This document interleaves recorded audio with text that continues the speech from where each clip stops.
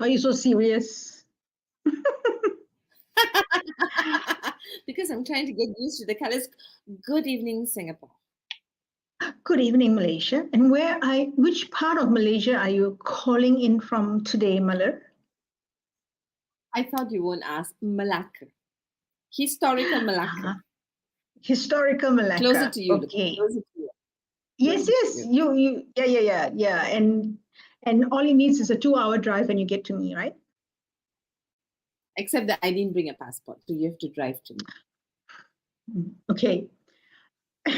Moving on. The recurring story of the passport. All right, moving on. All right, it's September. Oh my God, it's September. It's like August and now we are in September, and we are bridging of August into September. We talked about talent acquisition in August, and we're going to talk about retention in September. I'm very excited because we have our first guest for September, Iain Chalmers. Iain comes with a wealth of experience in learning and development. He's chair of a learning and development firm over in the UK called Holtz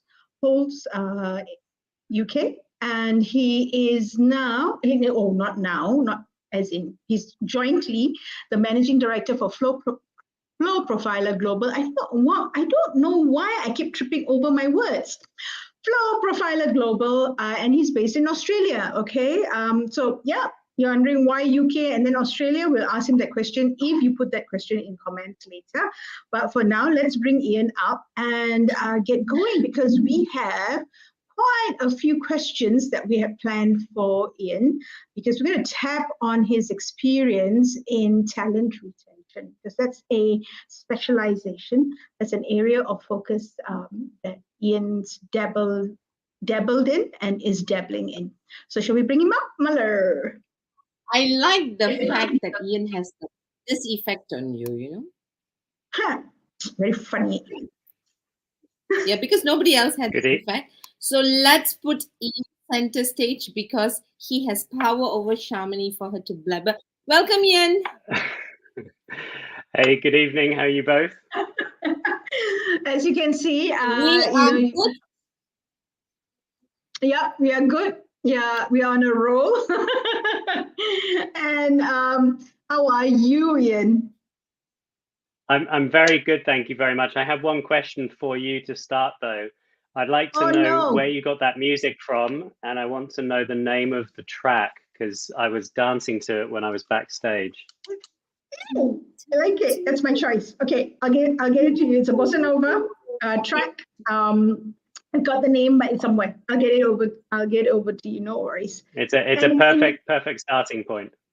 It is, isn't it? Yeah. Thank you. Love it. And thank you for joining us. It's like what? It's 8:00 in Australia, in Sydney, isn't it? Right now. Yeah. It is. So we're just south of Sydney. We're a couple of hours south of Sydney in a place called Mollymook, which is it's near the beach, Mollymook Beach. So it's a very beautiful spot. Nice. And yeah, so thank you for giving us your evening and being generous with your time. So we're going to launch right into it, because I think we've got quite a bit of things to like to chat with you about. And Malar, you're going to throw Iain the first scenario for us to talk about in terms of how do we bridge from talent acquisition to talent retention. And for our viewers out there, what we decided to do this time was something a little bit different. What we're going to do is we have come up with 5 scenarios of what's happening on the ground right now, and we're going to use those scenarios as a basis to have a discussion around fit, around growth, around engagement, and overall we're going to talk about retention. Okay? So let's start. Malar, over to you. Your choice. Which is the first scenario you'd like to ask Iain? Yeah, I think before we go into the scenario itself, right, I think for those who are probably joining us for the first time, we want to maybe just bridge it for them. But last month, our theme was actually on talent acquisition, and we looked at a couple of how to build and buy and how to customize for our current needs as well as future needs, right? So naturally, what happens is that when we talk about talent acquisition, while we are all organizations are trying to acquire high potentials and talent, that actually means that some of this talent acquisition could be coming from our organization, which is why talent retention becomes very important, right? Because last month we spoke about active job seekers and passive job seekers, right? So how do we retain both active and passive job seekers? It's become really challenging time for employers and leaders, because we want to keep them engaged in the system, because there's just so many variety, right? People are working from home, there's so much to deal with, and the transition so-called back to normal, and having to not just keep up with the performance, but we want to make sure there's optimal performance and do a catch up. So there's a lot on the plate for leaders, but this month, which is why we are focusing on talent retention. And we have Iain, who is going to give us all the magic research and the strategies that he has put together. But the first one would very much be, I think all of us would agree, the young people, the millennials. We know they're doing well. We know their assets. We know they have got great potential, right? And with the new way of working, right, with that's autonomous, we would have millennials who are already achieving results, and they're happy with the freedom of in the way that they are working. So Iain, so what's your experience? What are your thoughts on how do we engage the young workforce? It's an interesting one when we're talking about millennials, because I think every generation that's come before us, it seemed as though the next generation has been a problem generation. And I think this one is so different because of them being digital natives, that it's the gap seems further away. But I guess when you're looking at engaging with millennials, I think I'd maybe shift it around the other way and say millennials aren't the problem. I think we're the problem. It's our ability to adapt that is kind of this issue, I think, that a lot of businesses and people are trying to get their heads around. Often I hear people talking, I hear when I'm seeing people speak, and it says, well, what they said, well, what would you say to millennials? What would you say to them to try and get them to do X, Y, and Z? And I think again, this is this aspect of, well, maybe if we were to listen to the millennials and actually focus on our adaptive strategies in order to listen to what they had to say, I think that might give us a better way of starting to engage. So I think if I was to say what do we need to do in order to engage, which was I think your question, wasn't it, Marla? I think it's for us to work on our communication skills. I think in my world, in the flow profiler world, there are two of the EQ areas that we measure that I think are particularly apt in this situation. I think one is the regard for others. And when we're talking about that, it's kind of our ability to show confidence in other people, build trust, be supportive. And the second is social awareness. So this ability to be observant, considerate to other people, being kind of aware of even things like mood changes. And I think if we're able to adapt how we communicate with millennials, then actually it opens up the conversation. And so much of the assessment space is designed for that. It's designed for giving them a kind of safe space in order to have that discussion. So I guess coming right back around to your original question, Marla, how do we engage with them? I think it's how do we shift our perception? How do we shift the way we communicate in order to have just more basic conversations, and that will allow us to engage a little bit more. And I'm just jumping in, Malar, because this just thought of something right now, and you're right. You're the second person whom I've heard say the problem is not the millennials, it's us. It's us being unable to adapt, all right, to this new way of looking at the world. I can almost hear the pushback, right? I can almost hear the pushback. I'm like, the problem's not me. So the first thing in any change is that the awareness that I need to change, right? And it's me. Maybe there's something that's me the problem that I need to do. So if you're looking at just going back and saying, okay, it's communication, it's regard for others. Well, I have regard for others. So I'm socially aware, right? How then do we say, okay, you need to take a look at yourself. What's that trigger? What is that thing that we need to do to say we need to get us more open to the idea that the problem sits with us rather than the other way around? Yeah, I think change can be a scary thing for a lot of people, especially when you're trying to shift the way that you go on, day by day. The management techniques are so ingrained in us that actually changing those can be a difficulty. So some, in the way we approach it is through awareness, regulation, and proportional behavior. So the awareness of understanding this about myself, and then the regulation. If I understand it, do I need to regulate in certain circumstances?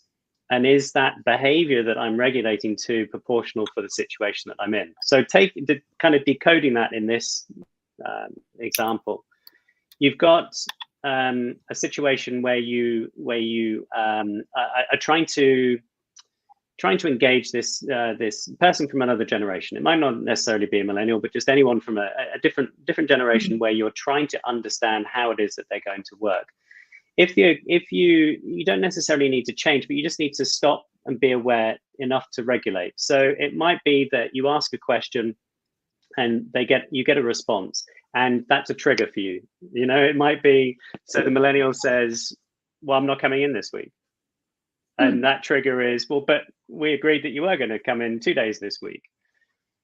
It's being aware in order to regulate, in order to ask maybe a follow-up question where you would have just said, your first response is, well, you're coming in anyway for 2 days a week.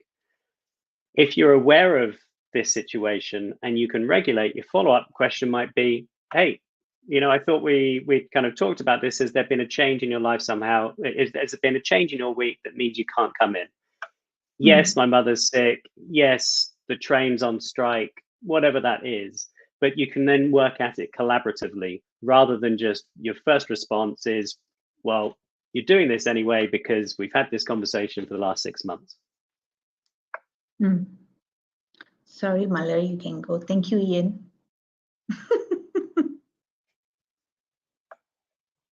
Malar? Okay, she looks like Malar's been having a little bit of an issue with her Wi-Fi. Okay, so I'll take it on.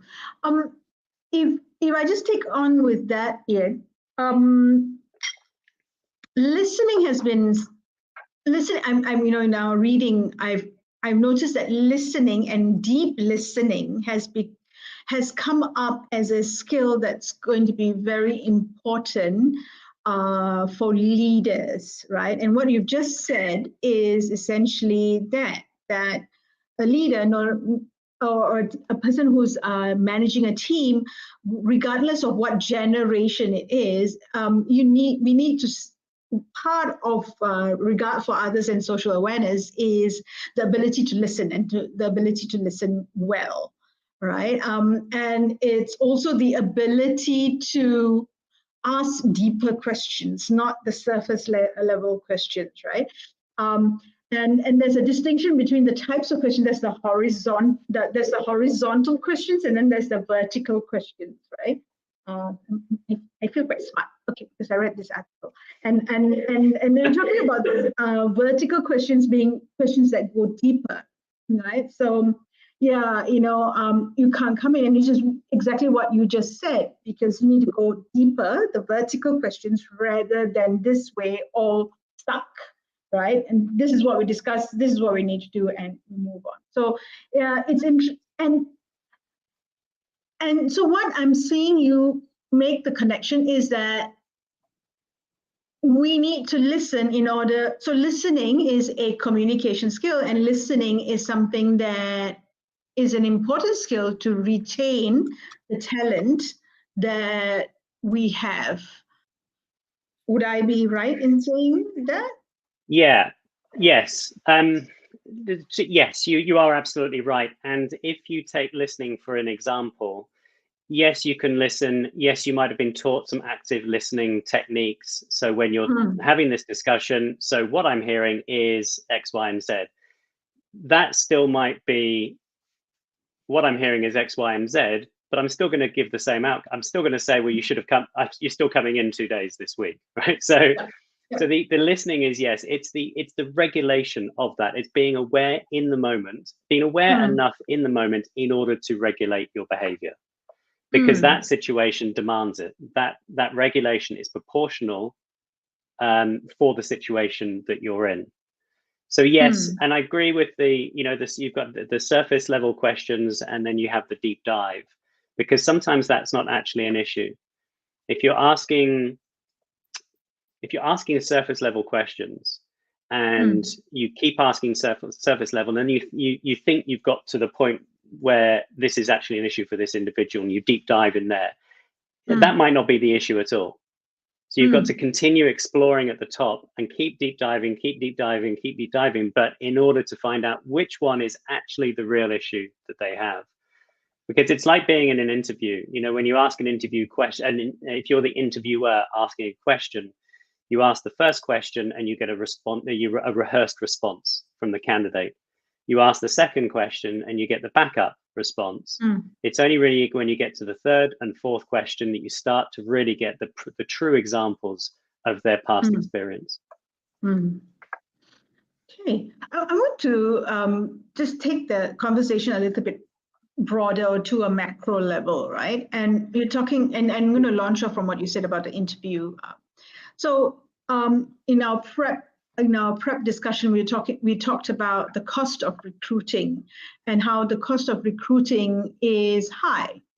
Now, given, and it combined with the fact that it's an employees market these days, that cost is, it's quite significant.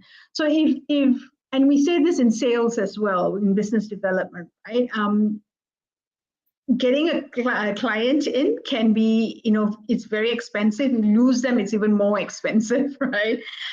So similarly, if acquisition is high, what is it that we can do how can we invest, or what's the best way, or how do we think about investing in engaging and growing our talents? Because we don't want to lose them. We took a lot of effort acquiring them, right? And we don't want to lose them. Yet it's an employees market. So there are two dynamics, at play, and they're kind of like in opposite directions. Your thoughts, any thoughts, or what you've experienced, or what you're seeing happening in the market right now? Yeah, I think over the years there's been this shift from operations to HR for a lot of areas. Recruitment is definitely one of those. There are other aspects like development, like coaching, like pretty much every, at a certain point it was kind of pushed to HR to deal with the people. And I think this can be seen as HR's problem as well, this lack of retention or this constant churn. And so I think there needs to be more of an education with managers in the implications of employee turnover. So they'll experience some of this. There'll be pain if they don't have a full team, for example. There'll be pain if they're having to interview. But really, the cost of recruitment in time is incredible. You know, the preparation, the interviewing, the onboarding, the getting the new team member up to speed, which can take months and months. They might not get up to speed at all, and then you have to restart the whole process. From a cost perspective, you know, if you're bringing people in, if you're using outside recruiters to hire into your organization, that's an enormous cost. You've got all of the cost of training, the cost of the management time. Every market's going to be different. The latest study out of Australia is that the average cost of turnover is $23,860 per person. 23,860. Now that's an average cost. So that's the cost of replacing a barista at your cafe and a senior vice president at an organization, right? So depending on what type of industry you're in, you'll have an idea about, you know, whether that's up or down. But just putting that into context, and again, this is why I think there needs to be a little bit of education around this. If you've got a head count of 1,000 people at an average turnover rate in Australia, that's about 16% at the moment, but I know plenty of organizations that are higher than that. 1,000 head counts, 16%. Just the cost of turnover is costing you nearly $4 million a year. Now, that doesn't sit on a P&L line or an income statement line. It doesn't sit as a cost anywhere because it's spread in so many different areas. So actually, it's really difficult to understand. It's really difficult to see how to kind of fix that and where you go from that. But there are so many intangibles: low morale, the lost opportunities. When someone leaves, they are what are they leaving? Are they leaving a team in low morale? They're probably leaving their manager, but they might be taking people away with them, either through the low morale that they've caused, or just because they found a shiny new job over here and they're taking 3 members of their team because they are incentivized for bringing new people into their new organization. So there's huge amounts of those types of areas. Marla, you were talking a little bit earlier, and you were talking about keeping people, retention and retaining people in the organization. There's a double benefit for retention. The first is that if you're retaining people and you're promoting them and you have a good succession plan, then that person isn't leaving your organization, right? Number one tick, you've still got that person in, and now they're in a more senior role. Great for the business, great for career progression, great for employer brand. This is a career progression that you can have. And secondly, the higher that you go up the seniority for managers, the better the more costly it is to go out to a recruiter and recruit that person into those senior levels. So actually, retention, as I say, is this kind of double whammy, this double benefit of fantastic cost savings. But again, it's kind of seen as this what can be seen as HR's issue that they need to fix. So I think when you're looking at engaging people into the organization, when you're looking at investing in those people to retain them and keep them in the business so your organization can grow, I think there are some key points here. I think the first is the onboarding part of bringing a new person into the business. I've seen businesses do it really, really well, and then other businesses just don't think about it whatsoever. But that onboarding is the perfect opportunity to start to build the relationship between the manager and the new team member. And if you can fast track that in any way, then that gives you such a boost. So the way we work with organizations is that we provide management reports to give them tips and actions and questions to ask, just to really get that relationship, get that deeper relationship much quicker than you would do just saying, here's your computer, this is what you're doing, we're going to have one-to-ones every 2 weeks. It's just trying to fast track that relationship. I think the second thing is understanding how to motivate that individual. Mm. There are we measure 7 different ways to motivate individuals, and understanding that, and then what your organization already does around motivating in these different areas can be a really quick and simple way to again engage that individual. And the last thing is the inspiration. Your organization is wanting to achieve something. It has excuse me, it has a purpose. It's going places. And if you can understand the aspirations of the individual and how those two things match, then you're going to get a better outcome. You're going to get a more engaged individual, because they're doing this for more than just the job. They're doing it for a different purpose. I don't want to say higher purpose, but you know what I mean. Like there's some other reason why they're working for you as an organization, and remuneration is just one aspect of that. Yeah, it's interesting how what you just said, the 3 things on onboarding, motivate, and inspiration, comes back to what you said earlier on about communication, right? It's a different aspect of communication. It just comes back to communicating. It's finding tools. It's finding tools and methods, and not methods, but tools and reasons and objectives to communicate, and communicating it at a point in time where the person is coming into the organization, and locking them into a relationship, and setting a stage for that relationship. Because if you're going to hook them, it's like buyer's remorse, right? You buy something, and if at the first instance of using it, you feel, oh shoot, I shouldn't have done this. This feels like a wrong decision. Then it's not going to go down well for the duration of things. But here you are. I left a job. I'm now in this new job, and I need to feel comfortable and confident that I made the right decision. Right? And for sure. Yeah. But yeah. and both ways. Both ways, yes, exactly, both ways.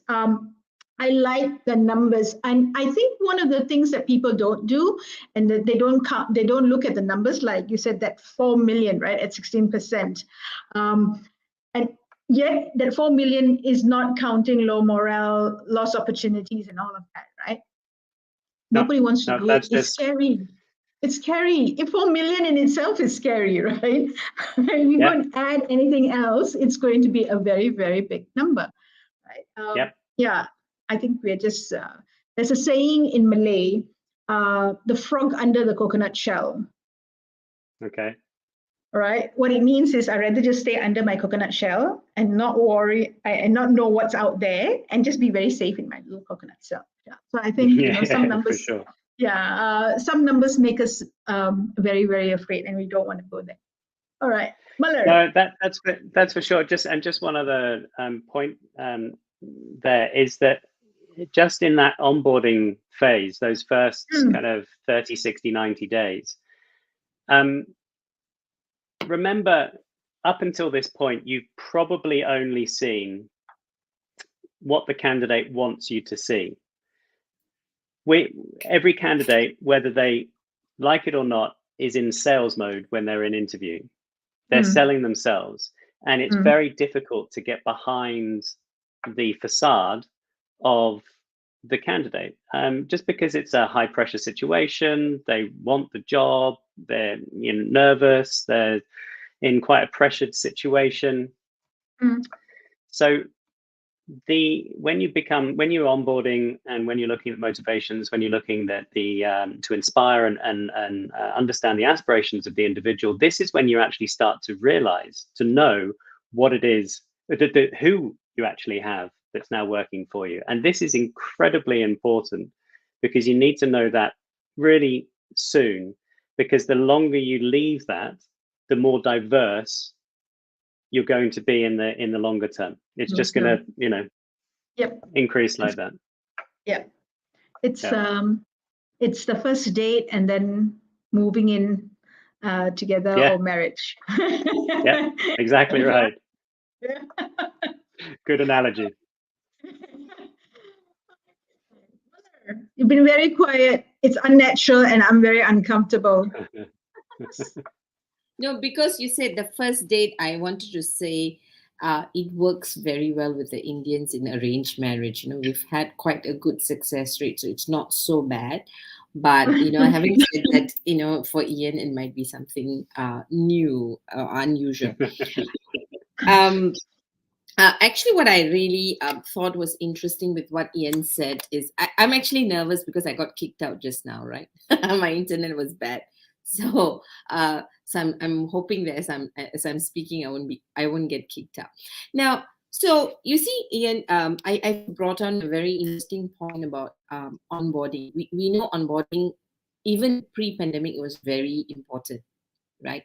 Because like what you said, we are buying into whatever image we have sold, the employer or the manager, selling the image of who they are and the organization, right? And when they join the organization, i.e. the onboarding becomes very important, because now they're going to make sense out of, oh, is it really working? In fact, I think this is where the engagement period starts, in Sharm's language. We're not going to get married until confirmation, but let me see, let me check you out, maybe the living relationship, to check you out, to see whether I want to belong to this space. Now, I won't say, we've done very well with onboarding, but, we knew onboarding was very important even pre-pandemic. Now, onboarding during and after pandemic is really interesting. I'm in Malacca, I'm doing a team building program, right? And more than 70% have joined this particular department in the last 2 years, which means that the whole onboarding experience would have been different, right? It would have been virtual. I wouldn't have felt the energy of people. My sense of perception might have been limited, right? So in your experience, how can we cope better now with whatever new way is, right? Because we spoke about millennials. We spoke about, you were very harsh to my generation and said, we are the problem. I'm still hurting with that truth. Right? Because we are people who want to do things face to face, right? So how do you see onboarding? What are some tips that you can give us about onboarding with the new way of working, so that we can do as well, if not better, than the way we were doing it in the past? Okay, I'm so done. if we look at pre-pandemic, pandemic, and post-pandemic. So in pre-pandemic, it was fairly straightforward. You would get, the new person would come into the office. You would typically have some kind of welcome message from a senior member of staff, supported with HR, and you'd have everyone grouped in a room together. Then you'd be able to learn vicariously through your team, so you could ask questions whenever you wanted. It was relatively straightforward, and then that changed overnight. And when that changed overnight, it became imperative to understand who this person is. You're interviewing them over Zoom. You're trying to then manage them. You're trying to pull them in to your team. You're trying to be an important part of your team. And that's where we saw assessment tools actually become invaluable in that process. Because when you can't sit down and have those face-to-face conversations, it's actually much more important that you understand how someone is motivated in order to understand how best to manage them. So we saw our tool Motivation Flow actually become quite an important part of a manager's toolkit in order to start those types of conversations, because you can't have, when you're not physically in a room together or in an office together, then it's difficult to have those, hey, do you just want to catch up for a bite to eat? Or why don't we go and grab a coffee? And then you're walking to the coffee and you're talking about what you did on the weekend. Or it's really difficult to kind of open up that relationship. So you have to find different ways of doing that. So now we're in post-pandemic. What we're finding is that it is incremental changes in that that process that is important. So most organizations now are have a better onboarding process, which actually starts way before the person arrives or starts in their role. A lot of the organizations are, a lot of the bigger organizations, especially the technology companies, are sending out packs. They're inviting them to different types of social events before they get there. There's a couple of reasons for that. One is that just because you've offered a job to someone, just because they've accepted, doesn't necessarily mean they're going to turn up on day one. With the job market as it is at the moment, it's very easy for a candidate to still be interviewing way after they've said yes to them, whilst they're going through their notice period. When they're going through their notice period, it's, they've told their current employer. The current employer has a long time to increase their benefits, change their remuneration, all of these different aspects. So how do you actually engage the individual before you start? So these are aspects of the onboarding that is softer touch, but actually quite nice. When you get into the onboarding process, that first 30, 60, 90 days, the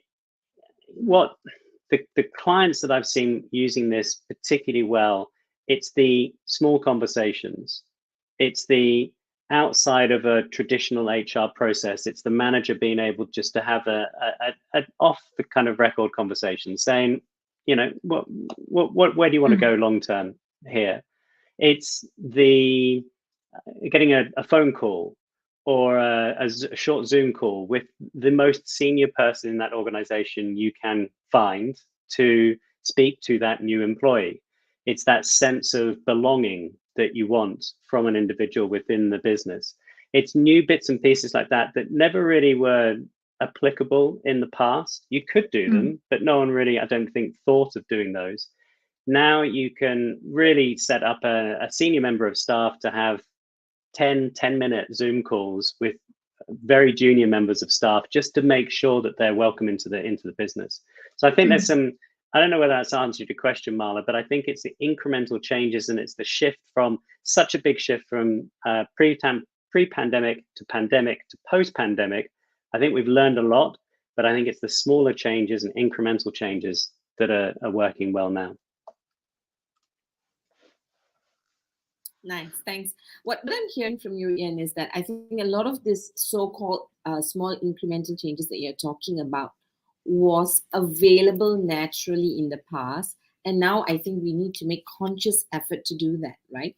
Because getting them to stay, I'm not sure whether it's engaged yet, but really continuing to get to know us on a daily basis becomes important. And that's why these little conversations become very important, like what you said.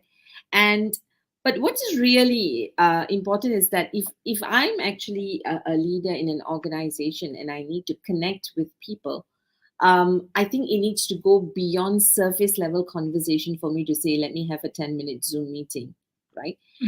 And here we are, talking to individuals who have just joined the organization, right? And as a leader, I need to figure out a way to connect with the individual at a deeper level, right?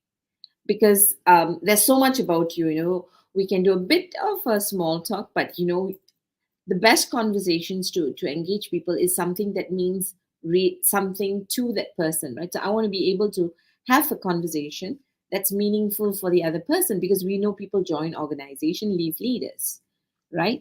Now, and because we are not working in the same space, you might not be able to pick up tips as to what is important for the new employee, right? So how do you think leaders and managers can prep themselves and observe and prepare for a more meaningful conversation, because that's where we can quickly engage the individuals at work, with the meaning of the work and like what you mentioned, purpose. Yeah, I think this is a good question, and I think it goes actually back to the recruitment phase, because if you've done the recruitment phase well, you've benchmarked the role. You've looked at the successful behaviors. What behaviors are needed for that role? And then you've recruited the individual against those behaviors. So when you get into that engaged part, when you get into the onboarding and those start to have those types of conversations, it's really comes back down to those behaviors for the role. So if I think might have left again. Yep. That's all right. We can catch up later. Yep. It's the behaviors of the role. So you can so that's the way you can structure the conversation. So if it's going to be something like if one of the behaviors that you've demonstrated is collaboration is going to be really important. We need to collaborate as a team. You need to collaborate with different stakeholders within the organization. It's starting that conversation to say, tell me how give me some examples of how you've collaborated in the past, where that has created a successful outcome for the project, for the team, whatever it is that you're doing. Give me some examples of this. And then as a manager, you can take those examples because you theoretically know a bit more about the culture of the organization, and you can start to guide them and help them to really bring out the best in themselves when they're collaborating with other people within their team or within their organization. So I think, Marla, just coming back to your question, it's coming back to the behaviors that are right for the role and are critical for the role. That's where you can start to have those kind of conversations, because that's going to get a really good outcome for this individual in that role.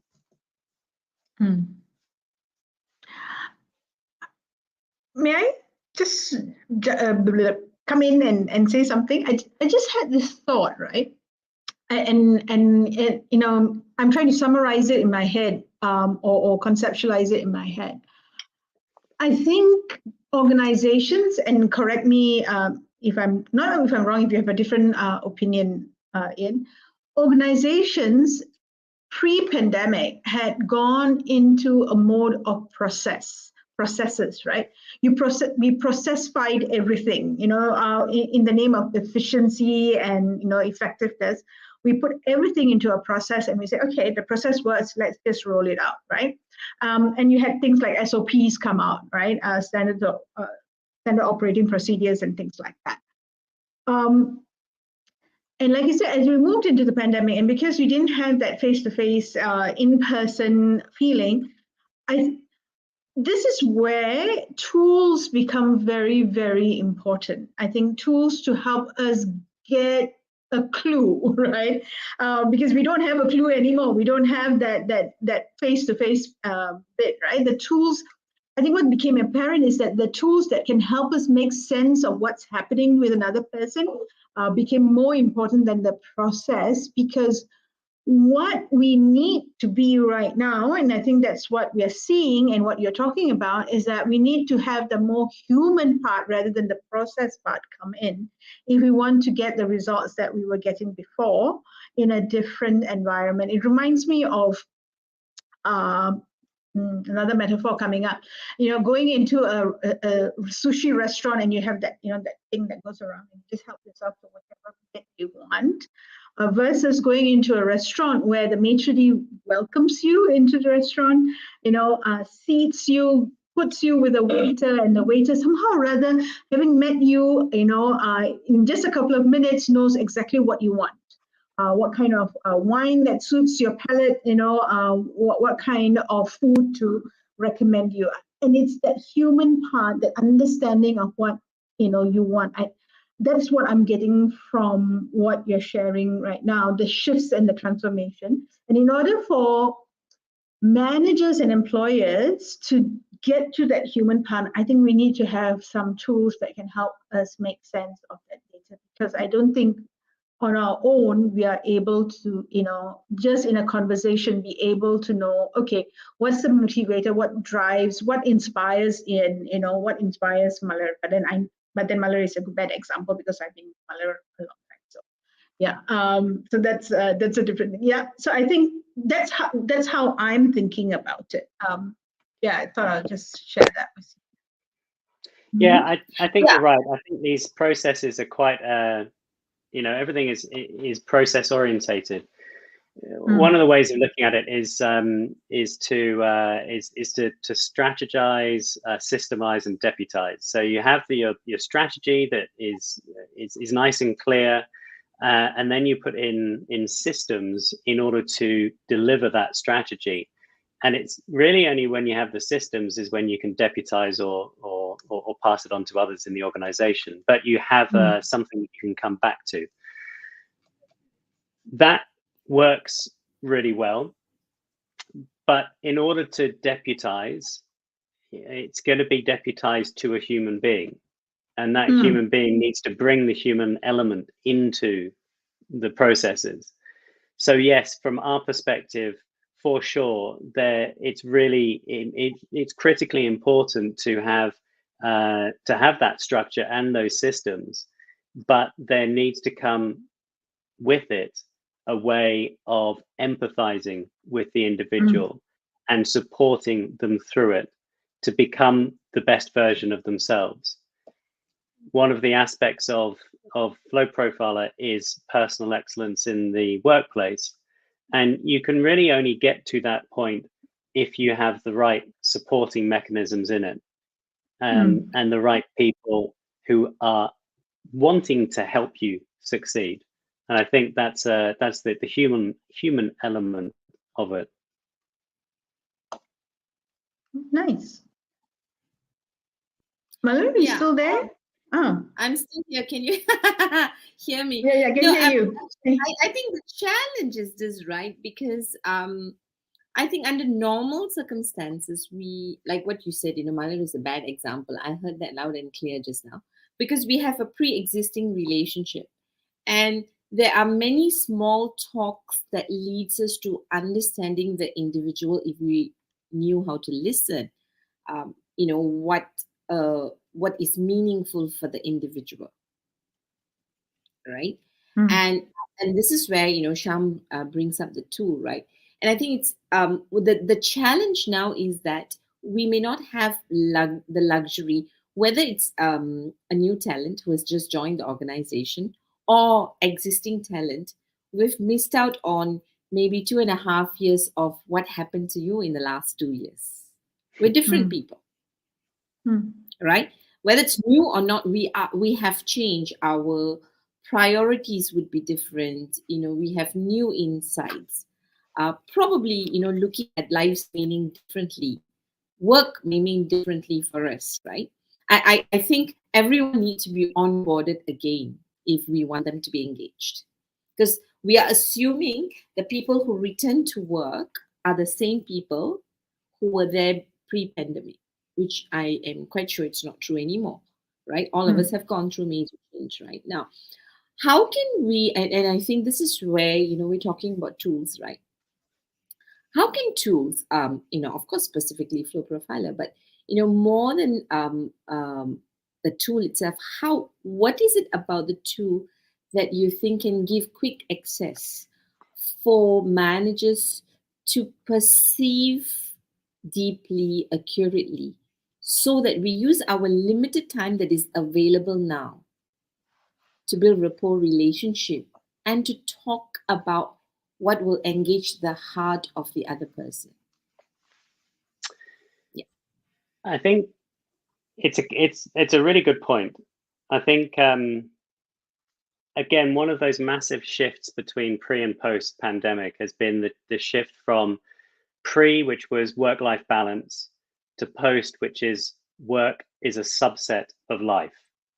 So it's one aspect of what you do. It doesn't have to be binary. It's not black and white. And when managers are working with their teams or their team members, I honestly feel that it's the questions that the managers don't know what questions to ask. They don't have a baseline, and they don't know what questions to ask. It's like sales training. You know, for someone who hasn't been through sales, or someone who's new to sales, just going in and talking about a product to a potential client is going to result in a very low close rate, because you don't understand what's important to the individual. Once you go through some kind of sales training, it's not designed to, some sales courses are, but the good ones don't. They're not designed to manipulate the other person. They're designed to open up the conversation so you can have a more valuable conversation with them. You can explore what's important to really both sides, because in a sales situation, there's got to be value on both sides in order for it to work. And it's exactly the same thing in a manager team member situation. The baseline then is the assessment. Where does this person sit on whatever the scale is? And then it's the questions to ask, to probe, to understand, to nurture, just to explore. And the managers, because these areas are not particularly well trained within businesses, and because the managers maybe have gone through some kind of performance coaching, or performance management coaching or something like that, but these types of questions are really not understood, I think, by a vast proportion of the managers. So I'd say the baseline and the questions are really the important part. I like that baseline. The concept of baseline. Yeah. Nice. Kind of Tom, can I have a quick question before I pass it on to you to ask the last question? You know, I think we're talking about a lot of things, and I think one of those things that we are waking up to is probably, either very, conscious change when we talk about change management, right? So some organizations, some businesses would be going into change, and that needs to be communicated. But there are also some changes that inevitably happens because of the transition in the way that we are working. Change in teams, something that's not organizational wide, something not so obvious. And we know that, whenever we have changed, the biggest challenge is really getting people on board, specifically from, I would say, their heart, right? Their willingness to change. Because a lot of changes are communicated at a logical level, right? And this is where I might quietly not agree with what's happening, which then can lead to, I'm not happy. And if I'm not happy, if I'm not on board with this idea, I will quietly disengage. And because I quietly disengage, there are no warning signs for me, for the organization to re-engage, right?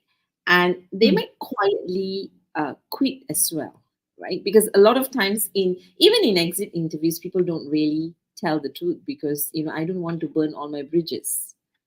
Okay, might not be a very smart thing to do, because when I was here, I couldn't tell you, or when I told you, you didn't listen, or you didn't know the signs, right? So there's quite a bit to deal with, because now, and with less space for conversation, it's even more difficult to detect what the pushback that people are experiencing, right?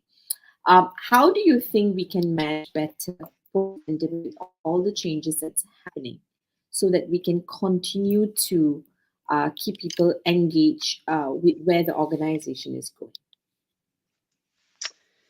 It's a good question, because there's so much. I mean, there's so much change, and as you say, change is inevitable. And I think that's a really important point that you brought up there, Mala. If I'm giving the change message to my team, you can have very different reactions with the team. So, one can be, how is that possibly going to work? And the other person is silent. And just because they're silent doesn't mean they agree. And just because they're silent doesn't mean that they're completely against the idea either. Yep. I think I think it's a leader's responsibility to adapt the message.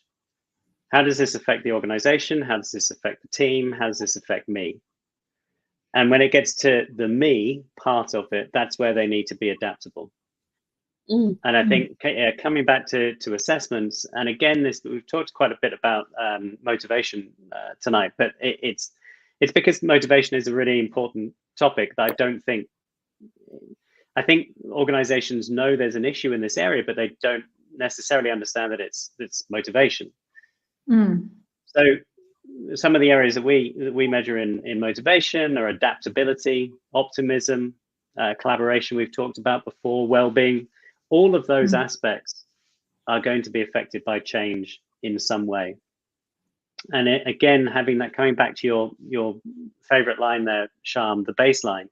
If you've got a baseline of where your team sits, you can adapt your message in order to personalize it for each team member. But if you don't have that baseline, you're just giving the same message to everybody and then dealing with the fallout. If you're prepared before you give the message, then you can at least manage that outcome. Nice. Yeah. What I'm hearing Iain say, Sharm, I'm repeating it because there's like so much, right?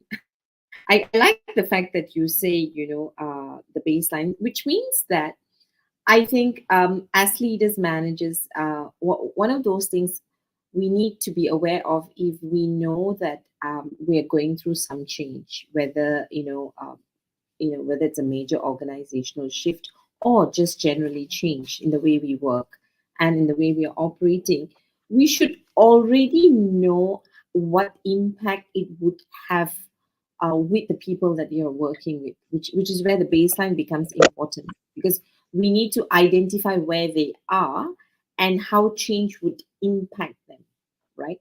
Impact them. And of course, now we're looking at negative impact as to how they might be demotivated, not energized by it. Because then what we can do through our conversation is have a conversation around it to help them find what they need to keep them moving, help them make the shifts that they need to make, is what I'm hearing, right? So it would be very important that as a manager, I need to understand what is required for the change, right?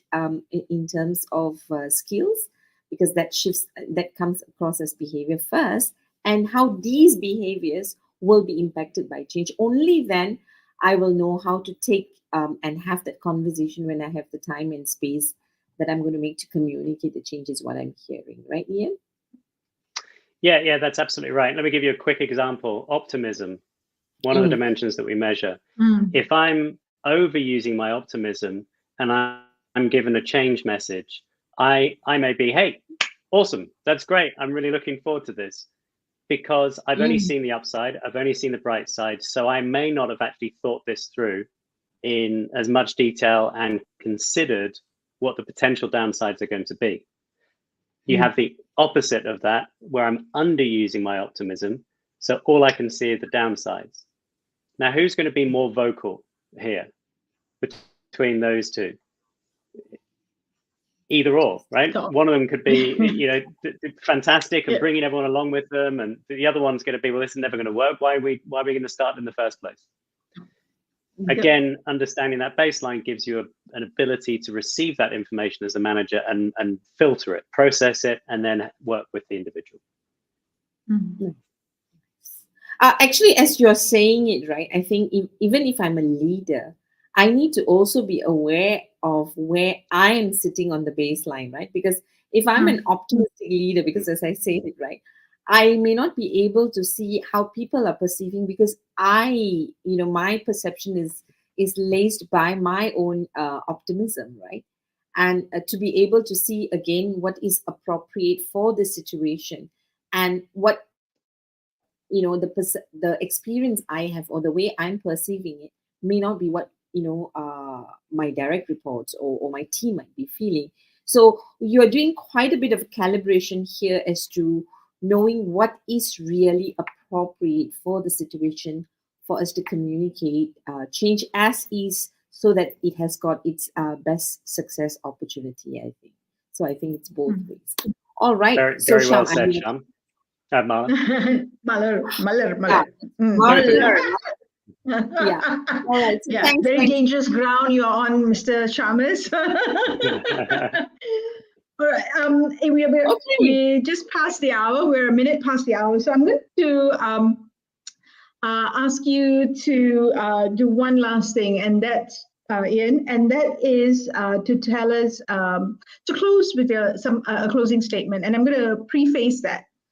Not if, as you said, work is now, it's no longer work-life balance, it's work is a subset of life, right? Nice. And if work is a subset of life, and that's the reality on right now, what would you say that leaders need to do in order to engage and invest in their team members, in their employees, in order to retain the talent, to ensure that the bench is there and the costs that we have put in, whether it was time, money, or resources, in recruiting and acquiring them, is it's an investment rather than a loss.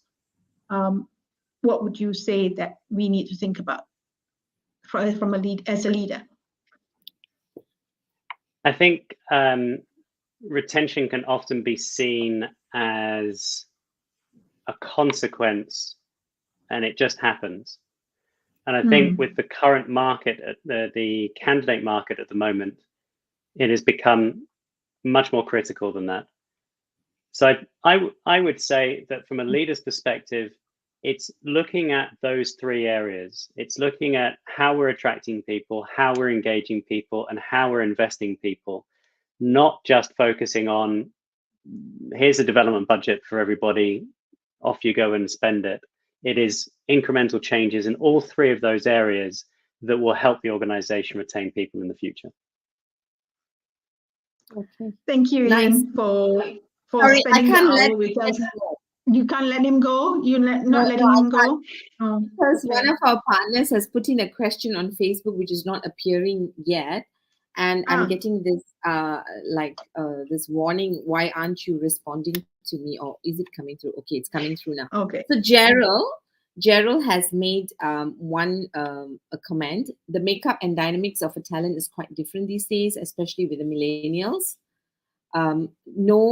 No wrong or right. Relationships, personal touch points, engagement is crucial, not only for getting them in, but retaining them. Retention is the challenge for most organizations. Okay, he has done a nice summary for us, which we can use. Thank you, Gerald.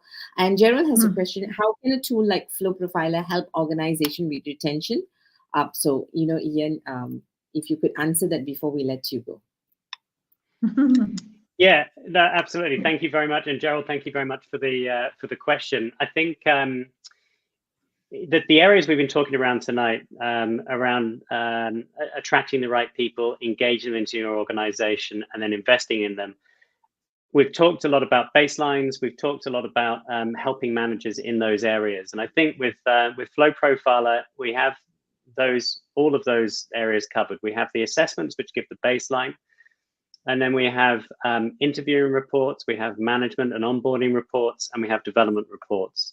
So depending on whether the organization wants to do that themselves or not themselves, but whether they want to give that to HR, give that to line managers to use, or they want to give individuals development reports to go on a self-learning journey. Or they want to do team facilitation. All of those reports can be part of that systemization that we talked about earlier. If you have the strategy in order to retain people in your organization, the systems then become the Flow Profiler baseline and reports in order to deputize that into different parts of your organization, including the line manager population. So I think those are the areas that Flow Profiler can help. Yeah, he did a summary. And what basically, he did a summary. He basically is, Iain is basically saying, I think that Flow Profiler can give us a starting point for wherever we were to where we want to go, is for us to just, say, this is where we are.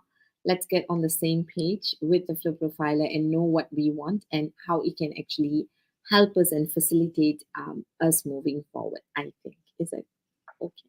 For sure. Thank you, Iain. Thank you, Iain. Thank you. All right, Cham, you get to say a nice goodbye to Iain so that, we can... Okay, for like the third time. Thank you, Iain, No joining us.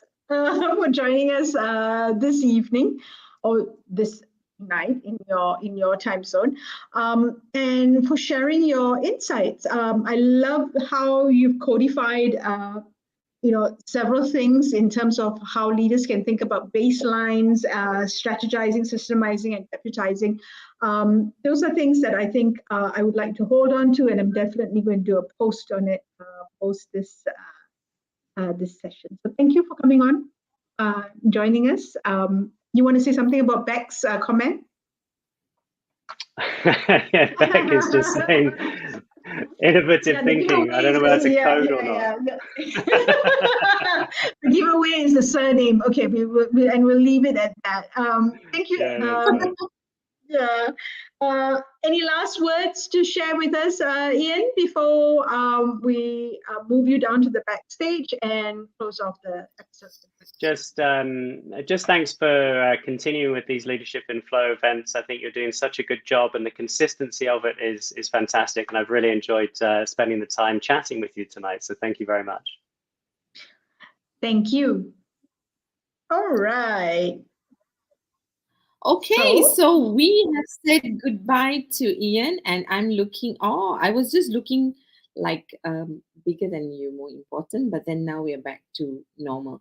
All right, so I think we've taken a lot of time from our audience. So for those who have joined us, thank you very much. For those who asked questions, thank you very much for joining us. We do hope that Iain would have really enlightened us with why retention is important, as he took us through various scenarios and help us to see the cost if we don't retain, the opportunity cost. And sometimes this cost goes uncalculated, and we're just not talking about acquisition costs here, right? But I think brought our attention to all the other costs that we may not be taking into consideration, right?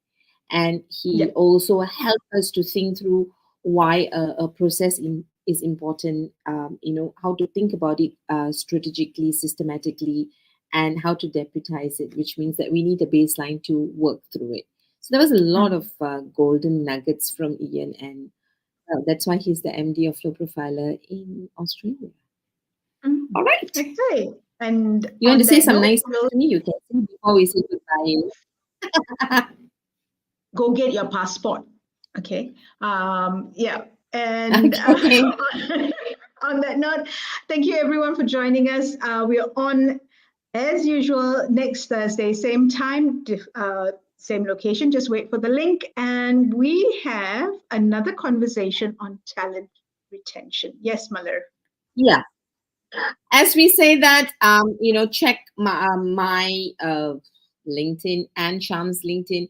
We are having an event on the 6th of September, Optimal Performance, and Purpose. And Iain has mentioned it. It's complimentary. So if you're a manager, team lead, managing people, click the link and join us. We have a couple more seats. And of course, if you don't like our faces, you can listen to this if you've missed it on Spotify. All right, with that, bye until we see you next week.